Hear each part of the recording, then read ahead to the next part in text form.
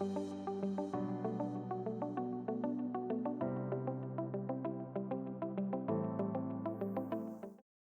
Guys, welcome back to Lakshya school plus myself Muhammad Nisham. അപ്പൊ ഞാൻ ഇന്ന് വന്നിട്ടുള്ളത് നമ്മുടെ പ്രധാനപ്പെട്ട ടോപ്പിക്, അതായത് നമ്മുടെ മാർക്കറ്റിംഗ് മാനേജ്മെന്റിലെ ഏറ്റവും പ്രധാനപ്പെട്ട ഒരു ടോപ്പിക് ആക്കപ്പെട്ടിട്ടുള്ള കോൺസെപ്റ്റുകൾ പഠിപ്പിക്കാൻ വേണ്ടിയിട്ടാണ് കേട്ടോ. അതായത് philosophies or concept of marketing management. നമുക്ക് പ്രധാനമായിട്ടും കുറച്ച് ഫിലോസഫീസ് അല്ലെ, ഫിലോസഫീസ് എന്നൊക്കെ കേൾക്കുമ്പോൾ എന്താണ് ഈ സാധനം എന്നൊക്കെ തോന്നുന്നുണ്ടോ? അങ്ങനെ ഒന്നും നിങ്ങൾ ചിന്തിക്കേണ്ട. ഇത് നമ്മുടെ മാർക്കറ്റിംഗ് മാനേജ്മെന്റ് അല്ലെങ്കിൽ മാർക്കറ്റിംഗുമായി ബന്ധപ്പെട്ടുള്ള കുറച്ച് പ്രധാനപ്പെട്ട കോൺസെപ്റ്റുകളാണ്. ഈ കോൺസെപ്റ്റ് രീതിയിലാണ് ആളുകൾ പ്രധാനമായിട്ടും മാർക്കറ്റിംഗ് ചെയ്യുന്നത് തന്നെ. ഓക്കെ, അപ്പം എന്താണ് ഇതിന്റെ ബേസ്? ഈ ഒരു മാർക്കറ്റിംഗിന്റെ ബേസ് എന്താണ്, അതിന്റെ ബേസ് കാര്യങ്ങൾ എന്തൊക്കെയാണ് എന്ന് ഡിസ്ക്രൈബ് ചെയ്യുന്നതാണ് ഈ ഒരു വീഡിയോ. നമുക്ക് പഠിക്കാനുണ്ട് പ്രധാനമായും 5 കോൺസെപ്റ്റുകളാണ് നമുക്ക് പഠിക്കാനുള്ളത്. സോ ആദ്യത്തെ കോൺസെപ്റ്റ് ആണ് പ്രൊഡക്ഷൻ കോൺസെപ്റ്റ് എന്ന് പറയുന്നത്. മാർക്കറ്റിംഗുമായി ബന്ധപ്പെട്ട ആദ്യത്തെ കോൺസെപ്റ്റ് നമ്മൾ പറയുകയാണെങ്കിൽ പ്രൊഡക്ഷൻ കോൺസെപ്റ്റ് എന്ന് പറയും. രണ്ടാമത്തതാണ് പ്രോഡക്റ്റ് കോൺസെപ്റ്റ് എന്ന് പറയുന്നത്. മൂന്നാമത്തതാണ് സെല്ലിംഗ് കോൺസെപ്റ്റ് എന്ന് പറയുന്നത്. നാലാമത്തതാണ് മാർക്കറ്റിംഗ് കോൺസെപ്റ്റ്. അഞ്ചാമത്തതാണ് സൊസൈറ്റൽ കോൺസെപ്റ്റ് എന്ന് പറയുന്നത്. സോ മാർക്കറ്റിംഗ് മാനേജ്മെന്റിന്റെ ഫിലോസഫീസ് ഏതൊക്കെയാണെന്ന് ചോദിച്ചാലും മാർക്കറ്റിംഗ് മാനേജ്മെന്റിന്റെ കോൺസെപ്റ്റ് ഏതൊക്കെയാണെന്ന് ചോദിച്ചു കഴിഞ്ഞാലും ഈ പ്രധാനപ്പെട്ട 5 കാര്യങ്ങളെ നമുക്ക് പറയാൻ വേണ്ടി പറ്റും. ആദ്യത്തേതാണ് പ്രൊഡക്ഷൻ കോൺസെപ്റ്റ്, രണ്ടാമത്തത് പ്രോഡക്റ്റ് കോൺസെപ്റ്റ്, മൂന്നാമത്തത് സെല്ലിംഗ് കോൺസെപ്റ്റ്, നാലാമത്തത് മാർക്കറ്റിംഗ് കോൺസെപ്റ്റ്, അഞ്ചാമത്തത് സൊസൈറ്റൽ കോൺസെപ്റ്റ്. അപ്പൊ ഇതൊന്നും നമുക്ക് ഏകദേശം മനസ്സിലായി അല്ലെ എന്താന്നുള്ളത്. ഒന്ന് പ്രൊഡക്ഷനുമായി ബന്ധപ്പെട്ട കുറച്ച് കാര്യങ്ങളാണ്, രണ്ടാമത്തത് ഒരു പ്രോഡക്റ്റുമായി ബന്ധപ്പെട്ട കുറച്ച് കാര്യങ്ങളാണ്, മൂന്നാമത്തത് അത് സെല്ല് ചെയ്യുന്ന രീതിയുമായി ബന്ധപ്പെട്ട കോൺസെപ്റ്റ് ആണ്, നാലാമത്തത് അതിൻ്റെ മാർക്കറ്റിംഗ് ആക്ടിവിറ്റീസുമായി ബന്ധപ്പെട്ട കുറച്ച് കോൺസെപ്റ്റുകളാണ്, പിന്നെ സൊസൈറ്റൽ കോൺസെപ്റ്റ്, അതായത് നമ്മുടെ സൊസൈറ്റിയുമായി ബന്ധപ്പെടുന്ന ചില കോൺസെപ്റ്റുകളാണ്. അപ്പം നമുക്ക് എന്താക്കാം, നേരെ ഡീറ്റെയിൽ ആയിട്ട് നോക്കട്ടോ. സോ ആദ്യത്തേതാണ് നമ്മുടെ പ്രൊഡക്ഷൻ കോൺസെപ്റ്റ് എന്ന് പറയുന്നത്. സോ ഇവിടെ നമ്മൾ മെയിൻലി ഫോക്കസ് ചെയ്യുന്നത് പ്രൊഡക്ഷനെയാണ്. ഓക്കെ, വാക്ക് പോലെ തന്നെ മെയിൻലി ഫോക്കസ് ചെയ്യുന്നത് പ്രൊഡക്ഷനെയാണ് കേട്ടോ. ചില കമ്പനീസ് വിശ്വസിക്കുന്നതാണ് that profit could be maximized by producing large scale. ചില കമ്പനികൾ വിശ്വസിക്കുന്നതാണ് കേട്ടോ, നമ്മൾ വലിയ രീതിയിൽ പ്രൊഡക്ഷൻസ് ഒക്കെ നടത്തി കഴിഞ്ഞാലേ നമുക്ക് കൂടുതൽ ലാഭം ഉണ്ടാക്കാൻ പറ്റുള്ളൂ. കാരണം എന്താ വെച്ച് കഴിഞ്ഞാൽ നമ്മൾ ഇങ്ങനെ സാധനങ്ങൾ ഒരു ഫ്ലോയിൽ വിറ്റ് പോകണം. നമ്മളിങ്ങനെ സാധനങ്ങൾ കുറേ ഉണ്ടാക്കി വെക്കണം. അപ്പോൾ അതിനനുസരിച്ച് നമ്മൾ സാധനങ്ങൾ ഇങ്ങനെ വിറ്റ് പോകും. അപ്പോൾ അതിനനുസരിച്ച് വീണ്ടും നമ്മളിങ്ങനെ ബൾക്ക് രീതിയിൽ നമുക്ക് ഉണ്ടാക്കി വെച്ച് കഴിഞ്ഞാൽ പെട്ടെന്ന് സാധനങ്ങൾ വിൽക്കാൻ പറ്റുള്ളൂ എന്ന് ചിന്തിക്കുന്ന ചില കമ്പനികളുണ്ട്. സോ അവർ ഫോളോ ചെയ്യുന്ന ഒരു പ്രധാനപ്പെട്ട കോൺസെപ്റ്റ് ആണ് പ്രൊഡക്ഷൻ കോൺസെപ്റ്റ് എന്ന് പറയുന്നത്. എന്നിട്ട് എന്താ പറഞ്ഞത്, their outlook is that it is easy to sell the products when products are inexpensive and easily available. അവർ പറയുന്ന കാര്യം എന്താ വെച്ച് കഴിഞ്ഞാൽ, അത് എന്തുകൊണ്ടാണ് ഈ ഒരു കോൺസെപ്റ്റ് എടുക്കാനുള്ള കാരണം എന്ന് വെച്ച് കഴിഞ്ഞാൽ, അവർ പറയുകയാണെന്ത്, പ്രോഡക്ട്സുകളൊക്കെ നമുക്ക് ഒരുപാട് ലഭ്യമാകുമ്പോൾ ഓട്ടോമാറ്റിക്കലി അതെന്താവും, ഇൻഎക്സ്പെൻസീവ് ആവും അല്ലേ. അതേപോലെ തന്നെ ഈസിലി അവൈലബിൾ ആവും. നമ്മൾ വിചാരിച്ച സമയത്ത് നമുക്ക് കിട്ടും, വലിയ പൈസ ഇല്ലാണ്ട് നമുക്ക് കിട്ടും, കുറേ നമ്മൾ ബൾക്കായിട്ട് പ്രൊഡ്യൂസ് ചെയ്ത് വെച്ചിട്ടുണ്ടെങ്കിൽ അല്ലേ. അപ്പോൾ ആളുകൾക്ക് എന്താക്കും, ആളുകൾ അങ്ങനെ ഉപയോഗിച്ചുകൊണ്ട് നിൽക്കും അല്ലേ, ആളുകൾ അങ്ങനെ ഉപയോഗിച്ചുകൊണ്ട് നിൽക്കും. അത് കഴിഞ്ഞാൽ അടുത്തത് ആളുകൾ പർച്ചേസ് ചെയ്യും, അങ്ങനെ പ്രൊഡക്റ്റുകൾ എന്താവും, ഇങ്ങനെ വിറ്റുകൊണ്ട് നിൽക്കും.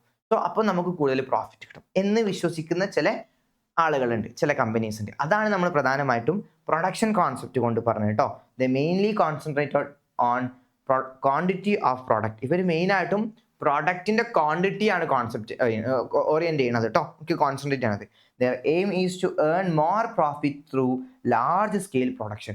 വലിയ പ്രൊഡക്ഷനിലൂടെ അവർക്ക് എന്താക്കണം, ഒരുപാട് പ്രോഫിറ്റ് ഉണ്ടാക്കണം എന്ന് വിശ്വസിക്കുന്ന ആളുകളാണ് മെയിനായിട്ടും പ്രൊഡക്ഷൻ കോൺസെപ്റ്റ് കൊണ്ട് ഉദ്ദേശിച്ചത്. സോ പ്രൊഡക്ഷൻ കോൺസെപ്റ്റ് എന്ന് പറഞ്ഞാൽ എന്താണ് ഞാൻ പറഞ്ഞിട്ടുള്ളത്, അതായത് പ്രൊഡ്യൂസിങ് അറ്റ് ലാർജ് സ്കെയിൽ, വലിയ രീതിയിൽ പ്രൊഡ്യൂസ് ചെയ്തിട്ട് അതിൽ നിന്ന് എന്താക്കണം, ലാഭങ്ങൾ ഉണ്ടാക്കണം എന്ന് വിശ്വസിക്കുന്ന ആളുകളാണ് പ്രൊഡക്ഷൻ കോൺസെപ്റ്റ്. ഓക്കെ, ഇവരെ മെയിൻ തിയറി എന്ന് പറഞ്ഞാൽ ഇൻഎക്സ്പെൻസീവും ഈസിലി അവൈലബിൾ ആയി കഴിഞ്ഞാലേ കസ്റ്റമേഴ്സ് എന്താക്കുള്ളൂ, ഈ കൂടുതൽ വസ്തുക്കൾ വാങ്ങിക്കുകയുള്ളൂ എന്ന് വിശ്വസിക്കുന്ന ആളുകളാണ്. സോ ഇതാണ് പ്രൊഡക്ഷൻ കോൺസെപ്റ്റ് കേട്ടോ.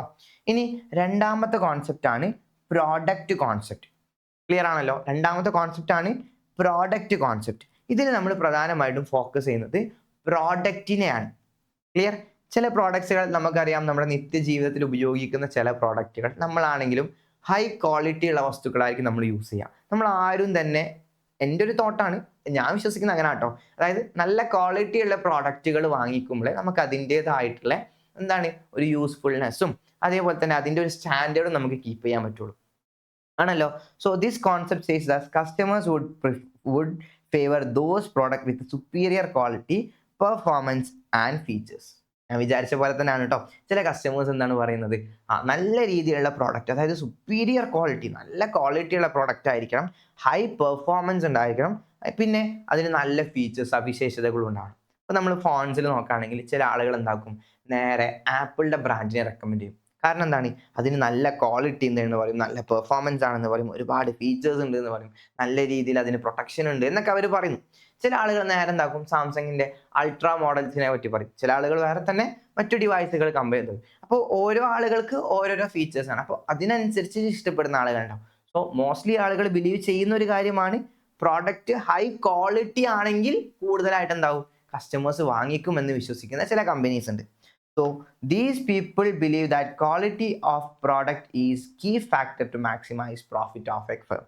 അപ്പം അതുകൊണ്ട് ഇങ്ങനെ ഓറിയൻറ്റ് ചെയ്യുന്ന കമ്പനികളാണെങ്കിൽ, അതായത് ഇങ്ങനെ പ്രൊഡക്റ്റിനെ മോർ കോൺസെൻട്രേറ്റ് ചെയ്യുന്ന കമ്പനി ആണെങ്കിൽ, ഹൈ ക്വാളിറ്റി പ്രോഡക്റ്റുകൾ പ്രൊഡ്യൂസ് ചെയ്ത് കൊടുത്തു കഴിഞ്ഞാൽ കസ്റ്റമേഴ്സ് എന്താക്കും, അത് വാങ്ങിക്കും, അതുവഴി കൂടുതൽ ലാഭങ്ങൾ ഉണ്ടാക്കാൻ വേണ്ടി പറ്റും എന്ന് വിശ്വസിക്കുന്ന ആളുകളുണ്ട് അല്ലേ. ഇപ്പം നമ്മളാണെങ്കിലും ആപ്പിൾ സീരീസ് പുതിയത് ഇൻട്രൊഡ്യൂസ് ചെയ്യുമ്പം അതിനായിട്ട് ഈഗർലി വെയിറ്റ് ചെയ്യുന്ന കുറേ ആൾക്കാരുണ്ട് അല്ലേ.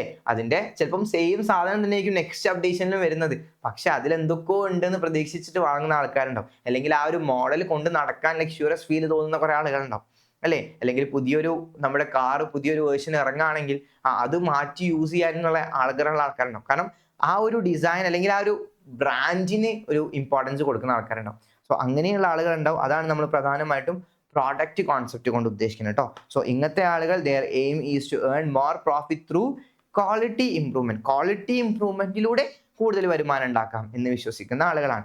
ഇതാണ് നമ്മുടെ രണ്ടാമത്തെ കോൺസെപ്റ്റ്, പ്രോഡക്റ്റ് കോൺസെപ്റ്റ് എന്ന് പറയുന്നത്. ഇനി മൂന്നാമത്തെ കോൺസെപ്റ്റ് ആണ് സെല്ലിംഗ് കോൺസെപ്റ്റ് എന്ന് പറഞ്ഞത് കേട്ടോ. ഓക്കെ, അപ്പൊ നമ്മൾ വിൽക്കുന്നതാണ് ഇവിടെ പ്രധാനമായിട്ട് ഉദ്ദേശിക്കുന്നത്. വിറ്റ് പോവാം, എങ്ങനെയെങ്കിലും വിറ്റ് ഒഴിവാക്കിയിട്ട് കുറേ പൈസ ഉണ്ടാക്കാം എന്ന് വിചാരിക്കുന്ന ആളുകളാണ് സെല്ലിംഗ് കോൺസെപ്റ്റിനെ ഫോളോ ചെയ്യുന്നത്.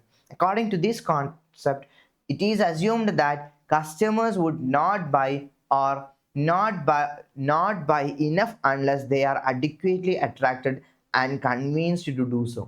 ചില ആളുകൾ വിശ്വസിക്കുന്നതാണ്, ചില കമ്പനീസ് വിശ്വസിക്കുന്നതാണ്, കസ്റ്റമേഴ്സ് വാങ്ങിക്കണമെങ്കിൽ അവരെ വല്ലാതെ അതിലെന്താക്കണം, അട്രാക്ട് ചെയ്യിപ്പിക്കണം. ഒരു വസ്തുവിൽ അവരെ ഇൻഫ്ലുവൻസ് ചെയ്യിപ്പിച്ച് അവർ ഓക്കെ ആണ്, കൺവിൻസ് ആയി കഴിഞ്ഞാൽ അവരത് വാങ്ങിക്കുള്ളൂ അല്ലെ, കൺവിൻസിങ് സ്റ്റാർ ആക്കി മാറ്റിയാലേ അവരത് വാങ്ങിക്കുള്ളൂ എന്ന് വിശ്വസിക്കുന്ന ചില കമ്പനീസ് ഉണ്ട്. അപ്പോൾ കൂടുതൽ അവിടെ സെല്ലിങ്ങിനാണ് ഇമ്പോർട്ടൻസ് അല്ലേ. ഇപ്പം നമ്മൾ പറയുകയാണെങ്കിൽ ഇപ്പോൾ നമ്മൾ പേഴ്സണൽ സെല്ലിങ്ങിലൊക്കെ വരുമ്പോൾ ചില സ്ഥലങ്ങളിൽ ഉണ്ടാവും അല്ലേ, ചേട്ടാ എടുത്തോളൂ, ചേച്ചി എടുത്തോളൂ എന്നൊക്കെ പറയുമ്പോൾ ഭയങ്കര രീതിയിൽ നമ്മളെ കൺവിൻസ് ചെയ്യിപ്പിക്കും. ഇതിന് ക്വാളിറ്റി ഇത്ര ഉണ്ട്, ഇത് അങ്ങനെയാണെന്നൊക്കെ പറഞ്ഞിട്ട് നമ്മളെന്താക്കും, ടോപ്പാക്കി വെച്ചിട്ട് നമ്മൾ അറിയാണ്ടത് എടുത്തു പോകുന്ന രീതിയുണ്ട്. സോ അങ്ങനെ പ്രൊമോട്ട് ചെയ്യുന്ന ചില ആളുകളുണ്ട്. അതിനാണ് നമ്മൾ സെല്ലിംഗ് കോൺസെപ്റ്റ് എന്ന് പറഞ്ഞത് കേട്ടോ.